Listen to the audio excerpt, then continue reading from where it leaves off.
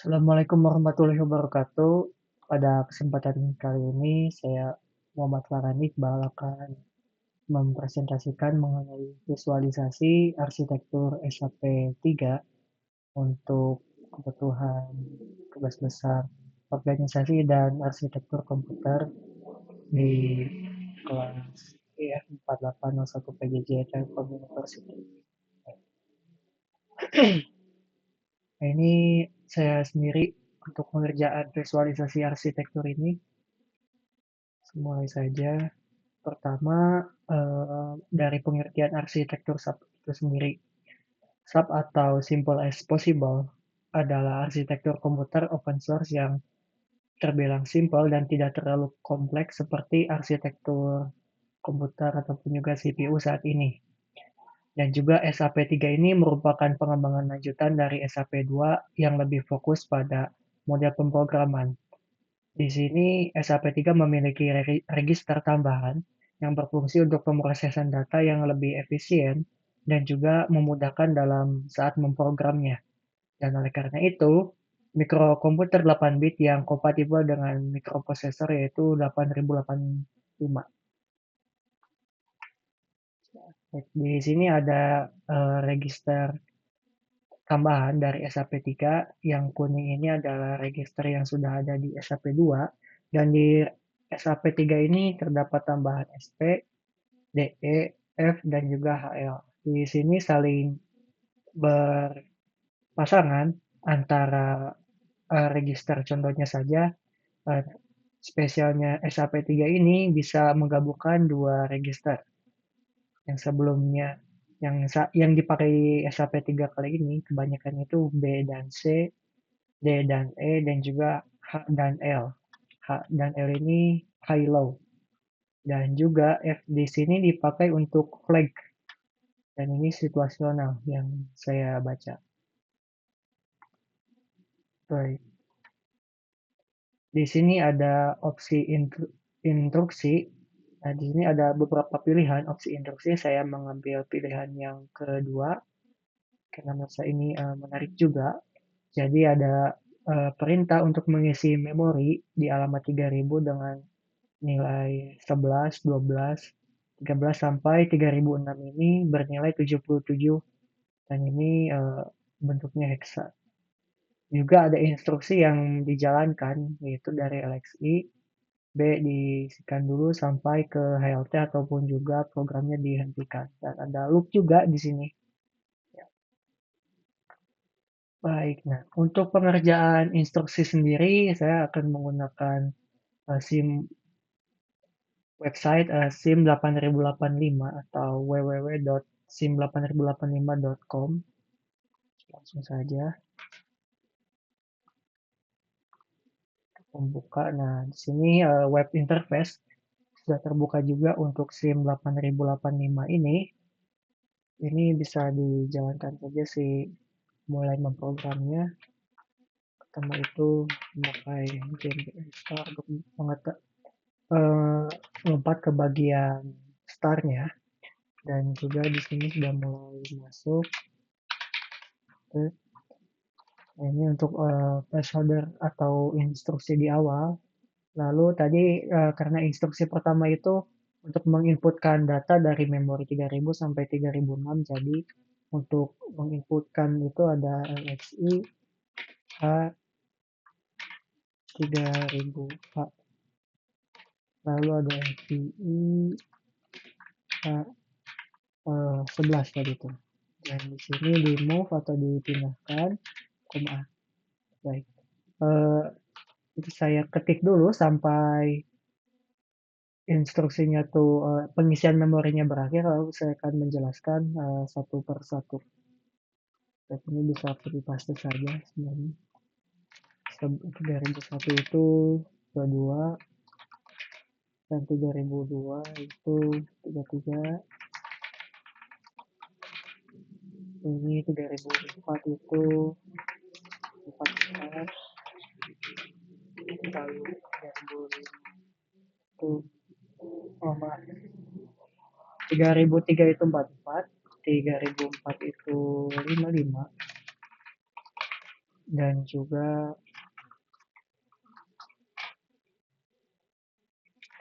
3005 itu 66 sampai maaf 66 dan 3007 itu bernilai 3006 bernilai 77. Ya, baik. Jadi pertama ini ada pengisian ke memori. Di sini ada tiga perintah utama. Yang pertama itu LXI, MVI, dan juga MOV. Atau yang pertama ini bisa dibilang eh, instruksi yang dieksekusi. Itu ada fetch, decode, dan juga execute. Nah, di sini hmm, pengisian datanya itu mulai saat saya nah, saat memasukkan pertama ini ada komponen yang dipakai itu register H dan L. Di sini file itu akan bekerja dan untuk menyimpan alamat si 3000H ini contohnya saja lalu dipakai si register A. Register A ini akan mengambil memori alamat sebesar 11H ini ataupun 11 ini. Dan juga ini di move ataupun juga dipindahkan si alamatnya. Jadi alamatnya itu terload ke maaf, value 11 ini terload ke alamat 3000 ini. Nah, begitu juga seterusnya pakai alamat 3001 dipersiapkan value 22 dan juga di move ke 3001. Begitu seterusnya sampai ke 3006 dan juga value 77 ini dieksekusi. Nah, kemudian saya lanjutkan saja. Lalu di sini tadi ada instruksi eh, dulu. Nah, ada instruksi LXI, B, dan juga H dan DADD sampai ke loop, move A, dan juga HLT. Nah, di sini akan ada penjelasan loopnya. Baik, untuk loopnya sendiri pertama diisikan dulu. Tadi ada LXI, B 2345H dan juga ada LXI H di sini 0CBBH. Nah, setelah itu ada D dan juga ada loop. Nah, sebelum membuka loop, saya akan mungkin jelaskan sedikit apa itu LXIB dan juga LXIH ini. Jadi untuk LXIB ini menggunakan register pair B itu B dan C tadi dan juga dengan data 2345H dan ini hexa juga datanya yang diinputkan di sini ke hexa. Artinya H-nya itu akan berisi B-nya itu akan berisi 23 dan juga C-nya itu akan berisi 45. B dan C ini. Lalu di sini ada LXI H yaitu sampai ke eh, memori 0CBB ini dan H ini berpasangan dengan LHL. Nah, ini diisi untuk bagian H-nya itu 0C dan juga L-nya itu BB. Lalu di sini ada DAD. D artinya itu sebenarnya ada beberapa perintah DAD seperti DAD B dan juga di sini memakai D. D ini memakai bagian dari HL ditambah dengan DE. Nah, karena di sini dipakainya tuh H dan B jadi DE ini akan kosong ke depannya. Lalu akan jalan ke loop. Baik. Untuk loopnya sendiri saya coba isi dulu nanti Akan coba dijelaskan satu persatu. Move A, ada M, di sini ada M, L, dan juga move F, A, dan juga DCR, L, J, Z, loop, dan juga HLT. Ini pertama untuk memastikan dulu saja si programnya pakai jalan. Baik, setelah jalan, saya clean dulu biar bersih. Nah, di sini saya akan mengeksekusi satu persatu dan juga memperlihatkan perubahan memori yang terjadi ataupun juga di bagian CPU ini. Untuk pertama di load dulu dan membaca satu persatu. Ini mulai, start, dan di sini ada eh, sudah mulai mengalamatkan ke poin 3000 di RAM, masukannya 11 dan move. Nah, di sini kalau diklik bagian memori ini contoh saja, nah 0x3000 itu sudah dimasukkan untuk value-nya tuh 11 tadi. Lalu dijalankan kembali. Nah, ini bertambah 13001 sudah terinputkan memori 22. Begitu juga 3003 dan di sini 3004 dan 3005 nah, sampai 3006. Nah, ini bisa juga divisualisasikan. Contohnya saja tadi masuk ke 3000. Nah, di 3000 ini sudah dimasukkan input atau value ke dalam memori. Tadi 3000 3000 sudah terinputkan 11, 22, 33 sampai 77. Jadi untuk yang pertanyaan untuk isi memori ini eh, sudah selesai. Untuk isi memori ini dari 3000 sampai 3006 itu sudah sesuai. 11H sampai 77H. Lalu masuk ke bagian kedua ini LXI B. Nah, B ini tadi sempat tereksekusi. Jadi sudah diinputkan untuk value-nya itu 23 dan juga 45. Seperti tadi B-nya itu 23, C-nya itu 45. Nah, di sini lanjut ke H-nya, dieksekusi. Nah, H-nya itu langsung berisi 0C BB. Dan ketika dieksekusi DAD, nah ini langsung menyimpan. Jadi tadi DAD ini rumusnya itu, eh, jadi ini oh, oh, ini read only ya.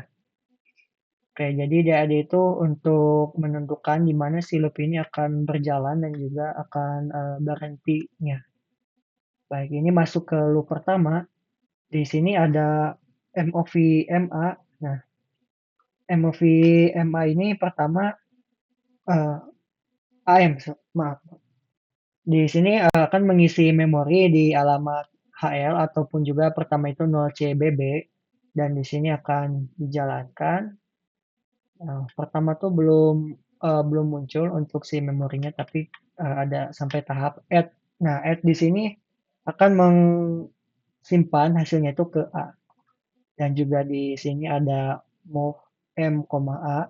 Di sini akan simpan kembali hasil itu ke alamat override. Dan juga untuk di sini ada DCRL. Nah, DCRL ini decrease ataupun juga mengurangi nilai satu.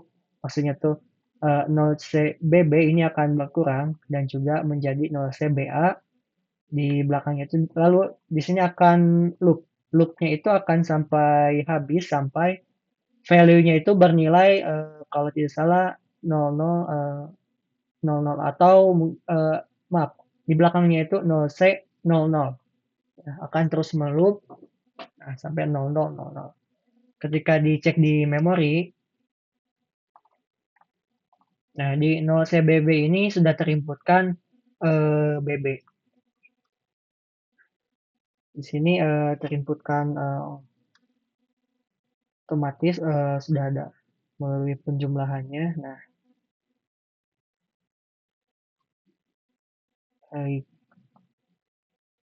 lalu ini akan terus loop sampai si ininya terus berkurang. BA, BB, dan juga ya sampai B9, B8, dan sampai A juga. Nah, di sini jika divisualisasikan, contohnya saja ini 0C B9. Dimasukkan 0C B9. Nah, ini sudah mulai terinput B9, BA, BB, dan ini bakal berkurang sampai value-nya itu menghasilkan angka 0C 00. Sampai value-nya itu 0, ketemu 0C 00 di HL-nya itu bakal terus saja berkurang sampai eh, loop itu akan berhenti pada 0C 00 tadi.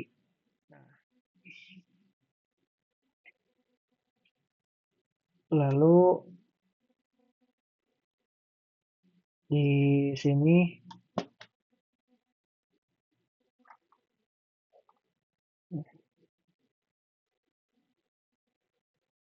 nah, ada flag. Flag ini ada yang S, Z, AC, P, dan juga C. Nah, di sini eh, untuk pertama itu jika loopnya berakhir maka si Z ini akan menyala. Jadi akan mengendkan atau mengakhiri program yang jalan gitu. Lalu di sini yang dipakai juga P ini parity. Jadi untuk menghitung apakah yang dimasukkan itu ganjil atau genap. Nah, di sini ada hitungannya juga. Jadi untuk mengetahui ganjil atau genapnya itu contoh ada jadi perlu dikonversi dahulu pertama. Nah, contohnya saja di sini di memori B9. B9 convert itu. Nah, ini yang dihitungnya itu ganjil genapnya itu dari angka biner yang tersedia di angka B9 ini setelah dikonvert. Jadi bukan desimalnya yang ditentukan apakah ganjil atau genap, tapi binernya. Ini ada 1, 2, 3, 4, 5. Jadi ada 5 angka B9. Ya, ya, ketika dijalankan, nah ini bakal juga conditionnya sekarang B7 juga convert 3, 4, 5, 6. Nah, jadi setelah tadi B7 dimasukkan, nah tadi P-nya itu eh, setelah dimasukkan, jadi P-nya itu nonaktif. Nah, sekarang akan menghitung yang baru, masih B7, coba masuk, masih B7. Nah, ini ada B6, B6, 5. Nah, 1, 2, 3, 4, 5. Jadi ada 5 digit yang berangka 1 binernya. Dan di sini B6 itu terlihat untuk parity-nya tuh tidak tercek, tidak aktif. Ini akan terus dijalankan sampai nilai HL-nya itu belakangnya tuh 00 atau habis. Nah, habisnya itu karena ada DCRL di sini ataupun decrement ini. Jadi ini akan mengisi terus.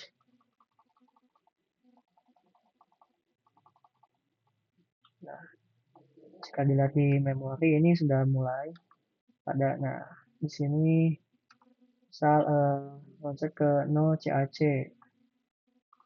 0 CAC. Nah, ini baru sebagian kecilnya sih. Tapi nah, karena ini akan banyak, jadi bisa eh, bisa dijalankan langsung. Ini output akhirnya, jadi ketika semuanya sudah berhasil loop dan juga value-nya itu terisi semua, di sini ini value-nya terisi, contohnya saja tadi 0 CAC, 0 CAC. Nah, untuk nol CAC ini tadi sudah terisi dan cukup banyak juga dari 01 sampai juga 76 ini. Nah, tadi untuk catatannya itu sempat ada perubahan value dari yang terakhir. Eh, Mungkin ini sampel untuk yang terakhir. Awalnya tuh BB, BA, kalau tidak salah B0.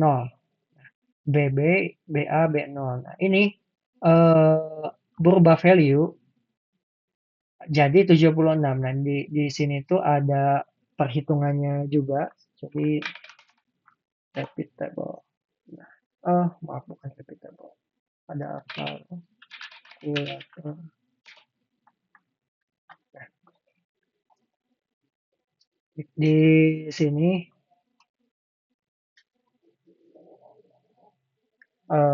contohnya saja tadi BB ya. Eh, untuk mengetahui BB ditambah dengan BB di sini berapa hasilnya tuh. Nah, jadi hasilnya itu 176 atau dalam hex value-nya. Di sini karena si mikroprosesor ini hanya support 8 bit, jadi angka yang diambilnya itu 8 bit di akhirnya atau low side-nya saja. Jadi ada high dan low. Makanya di sini tuh tadi 176 itu totalnya dan juga 76 itu adalah hasil yang diinputkan ke alamat RAM di 0CBB. Dan juga ini sama misal BA dan juga ditambah BA di sini adalah 174. Nah, ini 74-nya itu diinputkan dan seterusnya di sampai 01 itu. Jadi ketika loopnya selesai ini value-nya memang akan berubah. Dan itu tadi untuk SAP3 ini bisa menyimpan dua register sekaligus, jadi ditambah itu.